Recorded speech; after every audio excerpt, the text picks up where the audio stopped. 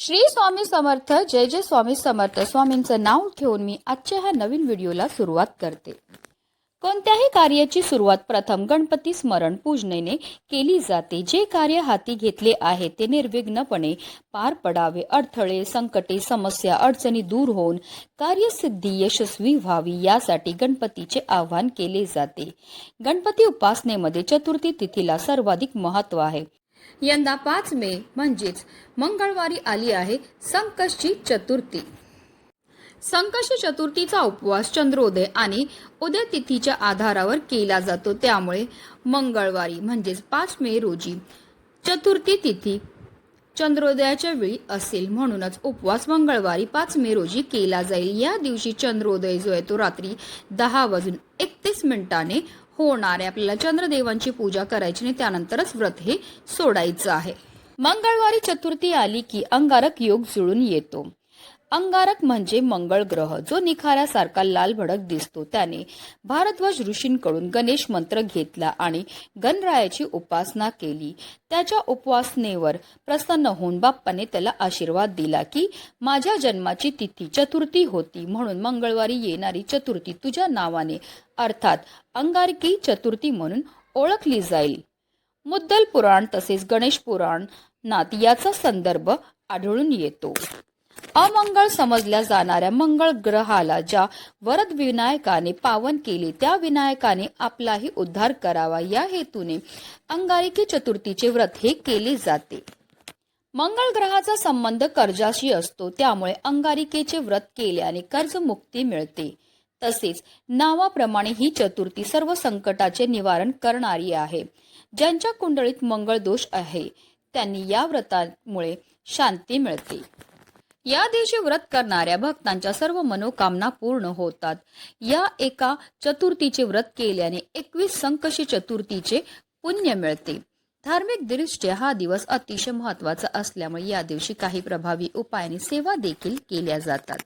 आणि म्हणूनच आज अंगारकी संकष्टी चतुर्थीच्या दिवशी तुम्ही काही नाही केलं तरीही चालेल, पण संध्याकाळी घरातून बाहेर फेका ही वस्तू बाहेर फेकल्यामुळे आपलं 7 पिढ्यांचं दारिद्र्य तर नष्ट होणारच आहे, पण फक्त 24 तासामध्ये आपल्या घरामध्ये असणारी जेवढी पण नकारात्मकता, इडापिडा, दोष नष्ट होऊन आपल्या संपूर्ण कुटुंबाची भरभरून अशी प्रगती होणार आहे.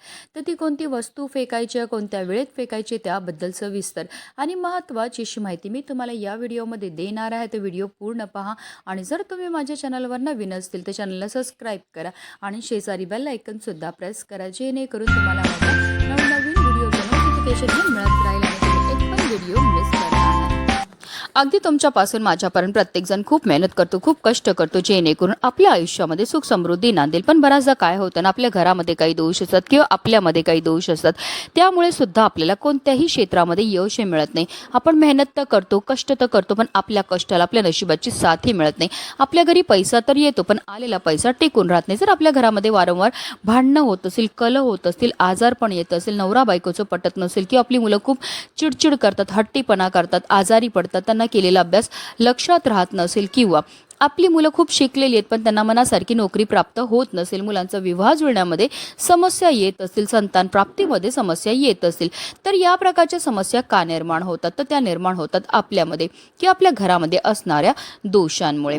जर आपल्याला की आपल्या घराला नजर लागलेली असेल, कुंडलीमध्ये राहू, केतू, शनी या ग्रहांचे दुष्प्रभाव असतील, घरामध्ये वास्तुदोष असेल, पितृदोष असेल, तर त्यामुळे सुद्धा या प्रकारच्या समस्या आपल्या जीवनामध्ये उद्भवत असतात. आणि या काही पवित्र तिथी आहेत, या तिथींना जर आपण काही प्रभावी उपाय केले तर त्यामुळे निश्चितच आपल्याला या सर्व दोषांपासून मुक्तता मिळण्यामध्ये मदतही मिळत असते.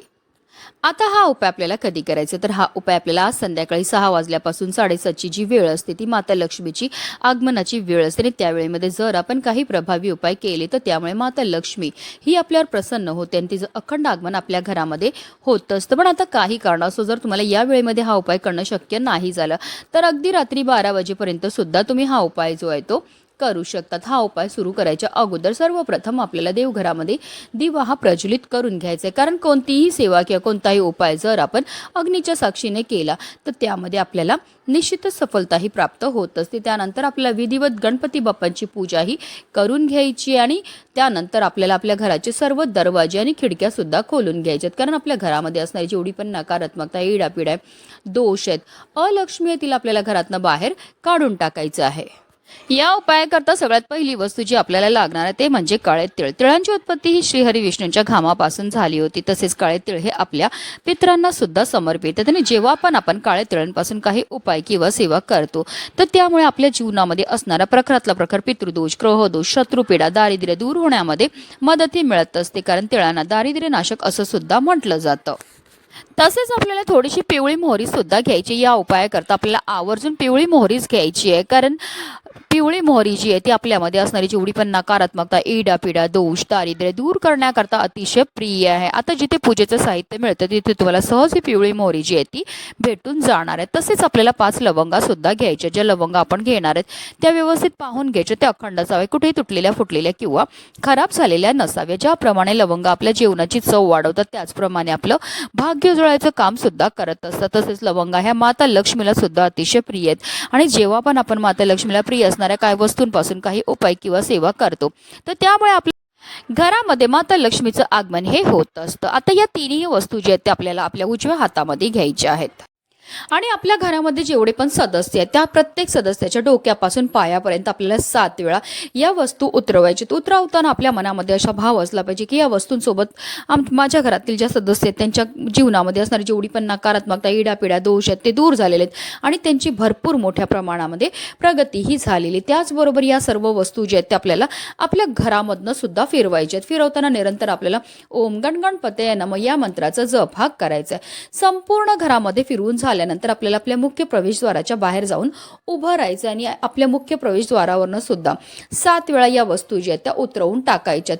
उतरवताना सुद्धा आपल्या मनामध्ये सकारात्मकता असावी. या वस्तूंसोबत माझ्या घरामध्ये असणारी जेवढी पण नकारात्मकता, इडापिडा, दोष आहेत, अलक्ष्मी आहे, तिला मी घरातनं बाहेर काढून टाकलेलं, अशा रीतीने आपल्याला बोलायचं आहे. आणि एकदा ह्या वस्तू आपण घरावरनं उतरवल्या की लगेचच आपल्याला घराच्या बाहेर जायचं आहे आणि लांब नेऊन आपल्याला या वस्तू ज्या आहेत त्या फेकून द्यायच्यात. आता तुमच्याकडे चूल पेटवत असतील तर या वस्तू तुम्ही जाळल्या तरीही चालणार आहेत. तसेच हा उपाय करताना तुम्हाला आवर्जून काही गोष्टींची काळजीही घ्यायची. हा उपाय करताना आपल्याला कोणी रोखणार नाही, टोकणार नाही किंवा आपल्याला कोणाशीही बोलायचं नाही. एकदा ह्या वस्तू आपण बाहेर फेकल्या की मागे वळून पाहायचं नाही आहे. सरळ आपल्या घरी यायचं आणि स्वच्छ हातपाय हे धुवून घ्यायचे आहेत. अशा रीतीने आपल्याला हा उपाय जो आहे तो आज संध्याकाळी करायचा आहे. संकष्टी चतुर्थीच्या दिवशी हा उपाय करण्याला विशेष महत्त्व हे दिलं जातं. हा उपाय केल्यामुळे आपल्या घरामध्ये असणारी जेवढी पण नकारात्मकता, इडापिडा, दोष आहेत, अलक्ष्मी ती घरातनं काढता पाय करून निघून जाते. आणि ज्या घरामध्ये कोणत्याही प्रकारचे दोष नसतात त्याच घरामध्ये माता लक्ष्मीचं आगमन हे होत असतं. म्हणूनच व्हिडिओ जास्तीत जास्त लोकांपर्यंत शेअर करा जेणेकरून प्रत्येकाच्या आयुष्याचं कल्याण हो हीच मनामध्ये इच्छा. श्री स्वामी समर्थ. जय जय स्वामी समर्थ. गणपती बाप्पा मोरया.